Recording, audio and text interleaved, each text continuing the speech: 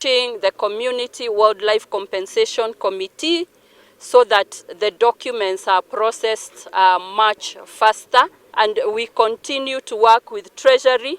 We are also looking for other innovative resource mobilization methods so that we have enough kitty to compensate the people who have been affected. Those funds actually that we have built so far on Mount Kenya have helped protect over 30,000 Kenyan households from the threat of human-wildlife conflict.